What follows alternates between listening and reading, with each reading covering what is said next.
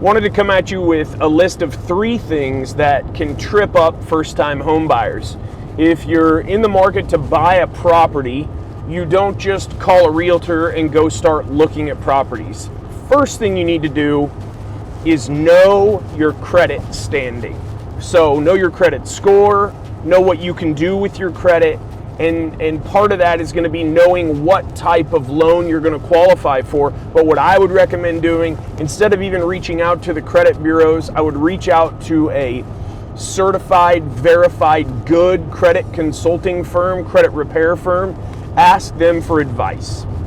If they're a good local company, they're going to give you advice without charging you for it. They're going to say, hey, what I would recommend doing is this. Know your credit standing, know what you can do with your credit. I'll help you with that.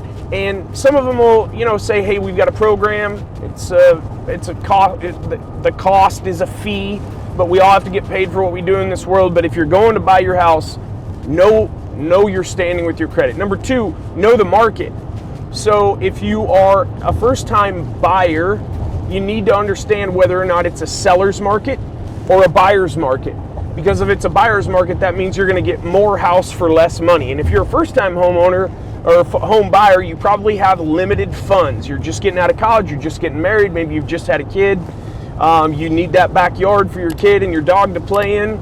You're trying to scrape together every penny you can, so you've got down payment. You need to know the market. If it's currently a seller's market, then it's probably in your best interest to stay in an apartment and rent until the market shifts and it becomes a buyer's market, or else you're going to overpay for that first home. And that's really bad because it gets you started on the back foot and it gets you started behind the game. You're playing from behind for the rest of your home buying career because you bought that house when it was overvalued. So number 1, know your standing with regard to your credit. Number 2, educate yourself. And that comes down to creating a relationship with a realtor. Realtor is also someone who can probably recommend a good credit consultant as well, and vice versa. Lots of times credit consultants know really good, honest, hardworking realtors who can be helpful. The number 3 thing that first-time home buyers get tripped up by is that down payment.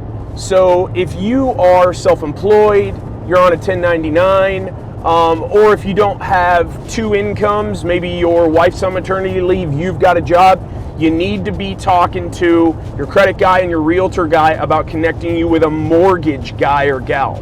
Mortgage professional is going to be able to guide you. They're going to say, hey, this is how you draw your income. If it's on W-2, great, but if it's a low amount, we've got to, make sure that we know your debt to income ratio. So to get over the hurdles that these 3 items present for you if you're a first-time home buyer, you need to connect with a good credit guy, connect with a good realtor, and connect with a good mortgage professional. Now, I know all 3 of those. You can reach out to me anytime on my Instagram at JESS from the Northwest, or email me live@autographconstruction.com. You can also start with one of those 3. If you find a realtor that you trust, he or she will be able to guide you to a good mortgage and credit person. If you find a good mortgage person who you trust, he or she will be able to guide you to a good realtor or credit person. And if you find a good credit person, he or she will be able to point you in a great direction for a good realtor and mortgage person. Those 3 professionals, you need to have them all in place before you start going out and looking at properties so you don't waste your time.